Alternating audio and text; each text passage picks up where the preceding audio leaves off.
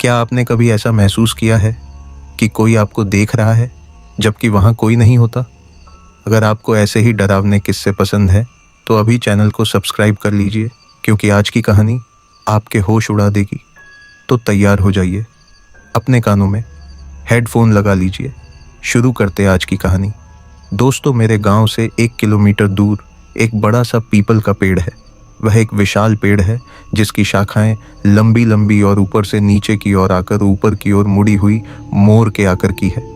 वह पेड़ देखने में इतना भयानक लगता है कि मेरे तो उस दिन की घटना के बाद रोंगटे खड़ीदे हो जाते हैं। उस पेड़ की शाखाएं कम से कम आधे बीघे में फैली हुई हैं। शायद तुम लोगों में से कोई मानता हो या न मानता हो, लेकिन मैं ज़रूर मानता हूँ कि भूत चुड़ैल आत्माएं होती है। हर गली हर चौराहे पर ऐसी बुरी आत्माएं होती हैं। वो तक नहीं हमें दिखती जब तक वो हमें दिखना नहीं चाहती हैं। यह आत्माएं जब दिखती हैं, जब किसी की राशि उस आत्मा से मिल जाए, दिखती हैं।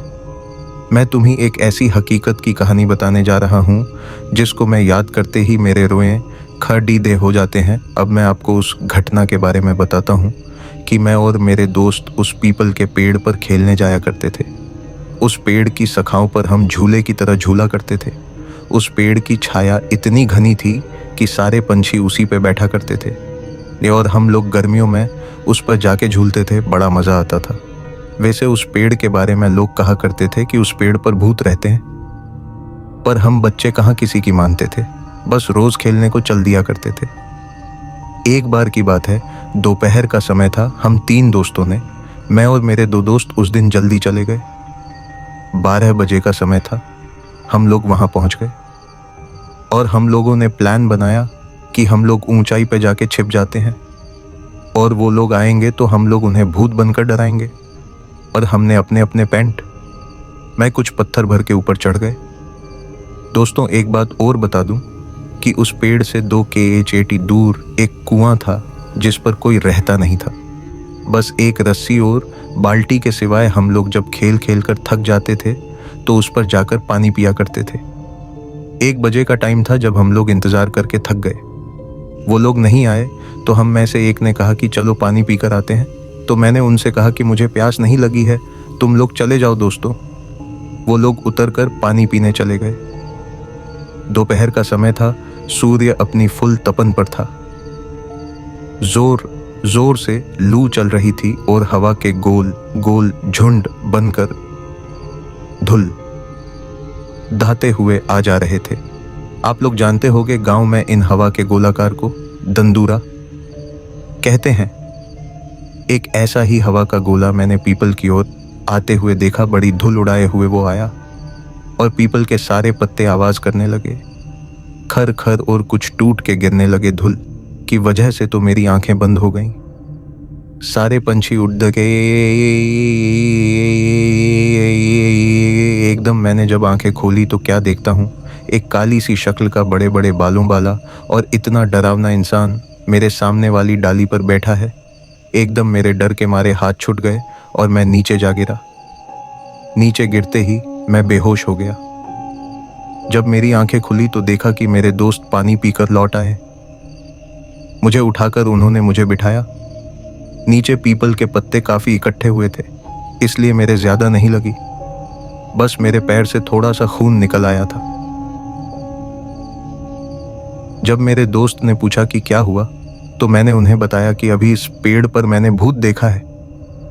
सारे दोस्त समझ रहे थे कि अजय हमें डराने की कोशिश कर रहा है। उन्होंने कहा, लगता है तुझे प्यास लगी और तू ऊपर से इसलिए गिर गया है। उन्होंने कहा, जा तू पानी पीकर आ, तब तक हम यही बैठे हैं। उनकी जिद की वजह से मुझे पानी पीने जाना पड़ा। मैं वैसे भी डरा हुआ था और मेरे हाथ पैर कांप रहे थे। मैं मन ही मन में सोच रहा था कि बस आज मैं यहाँ से निकल जाऊं, कल से मैं यहाँ नहीं आऊँगा। मैंने बाल्टी उठाई और कुएं में डाल दी। जैसे ही कुएं में बाल्टी पहुंची, एकदम से आवाज़ आई और वो आवाज़ ऐसे लग रही थी जैसे कोई पानी में बार बार कूद रहा हो। मैं और डर गया। जबकि रस्सी मैंने आराम से पकड़ी राखी थी, तो यह आवाज़ कैसी? मैंने कुएं में जहाँ कर देखा कुन्ने के पानी में मुझे वही चेहरा नजर आया। एकदम से मैं पीछे हटा।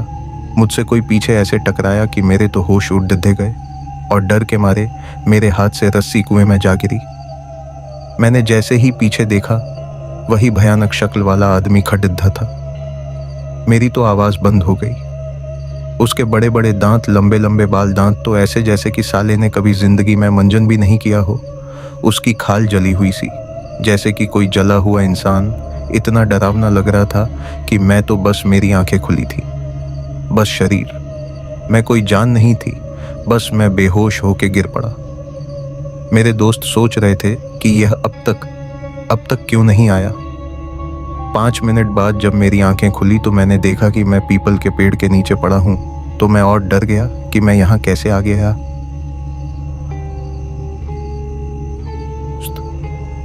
मुझे उठाकर लाए थे। जैसे ही मैं खड़िद्दा हुआ देखा तो मेरे दोस्त खड़िद्दे हुए थे और कह रहे थे, लगता है तेरी तबीयत ठीक नहीं है। तुझे पहले बताना चाहिए था, हम पानी ले आते, कहीं तू कुएं में गिर जाता तो हमारे घर वाले तो हमें भी जान से मार देते।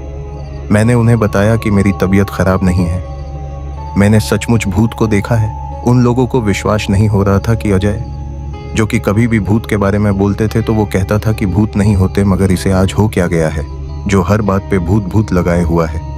भाइयों, अब तक 2 बज चुके थे। हमारे दोस्तों का आने का समय हो गया था। मेरे दोस्त ने कहा, चलो अब ऊपर चढ़ जाते हैं और उन लोगों को डराते हैं। मुझे डर तो लग रहा था, पर मैं दोस्तों के साथ ज्यादा ऊपर नहीं, बस थोड़ी ऊंचाई पर जाके बैठ गया। जब वो लोग आए तो हमने पत्थर फेंकने चालू किए और तब तक हुआ क्या, जोर से एक दंदूरा हवा का झोंका आया और सारे पीपल को उसने झकझोर दिया।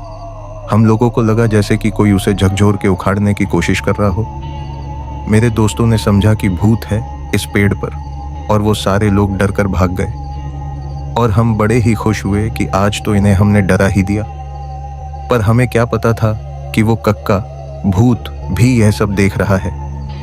और उसने जोर से पेड़ को हिलाया। जैसे ही मैंने मेरे दोस्तों ने यह सब देखा, जल्दी जल्दी उतरने लगे। अब की बार तो उसकी आंखें, लाल लाल दांत होठों से बाहर। हम वहां से भागे। मैं तो डाली पगड़ी डीडी के कूद पड़ा। मेरे दोस्त जिससे लटका वो डाली टूट गई और एकदम से नीचे गिरा। मैंने उसे उठाया तक नहीं, मैं वहां से भागा और मेरे दोस्त भी पीछे पीछे। बस फिर तो हमने मुड़कर नहीं देखा। घर आके ही हमने दम लिया। हमने देखा कि हमारा दोस्त नीरज नहीं दिख रहा है, तो हमने उसे उधर से लेट आते हुए देखा। वो आराम से आ रहा था। उसकी आंखें लाल, हाव भाव बदले हुए नजर आ रहे थे। हमने उनसे पूछा कि नीरज क्या हुआ, तो उसने कुछ नहीं कहा। बस हमारी तरफ ऐसी ही नजरों से वह देखकर चला गया और जाकर सीधे अपनी चबूतरे पर जाकर बैठ गया। उसके हाव भाव बदले, आवाज भारी सी हो गई है।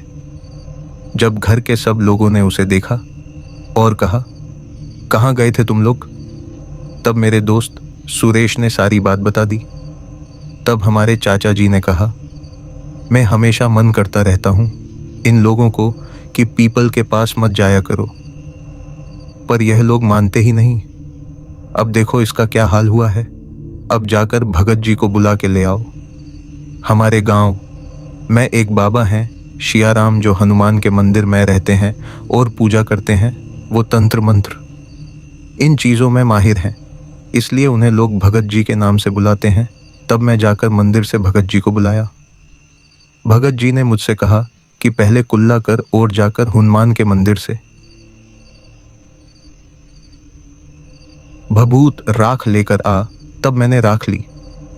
तब तक भगत जी ने कुल्ला करके अपना कमंडल साधुओं के पास, जो पानी पीने के लिए होता है, उठाया और चल दिए और मैं उनके पीछे पीछे चल दिया। भगत जी वहां पहुंचे और पहुंचते ही सब समझ गए और कहा, भाई तुम यहां क्या लेने आए हो। वो चुप रहा, कुछ बोला नहीं। तब भगत जी समझ गए कि तू ऐसे नहीं बताएगा। तब भगत जी ने धरती के पैर छूकर बैठकर मुझसे राख मांगी। मैंने उनको राख दे दी। तब उन्होंने कुछ मंत्र बोला कर उस राख को उसके ऊपर फेंक दिया और कुछ कमंडल से जल के छींटे मारे तक उसका कान पक DDDH के बोले, बता तूने इस लड डी धके को क्यों पक DDD रखा, और कौन है तू और कहाँ से आया है। तब उसने बताया कि मैं पास के पीपल के पेड़ पर रहने वाला भूत हूँ। यह लोग मुझे दोपहर के समय सोने नहीं देते थे, इसलिए मैंने इनको डराया और इसको पक DDDH लिया।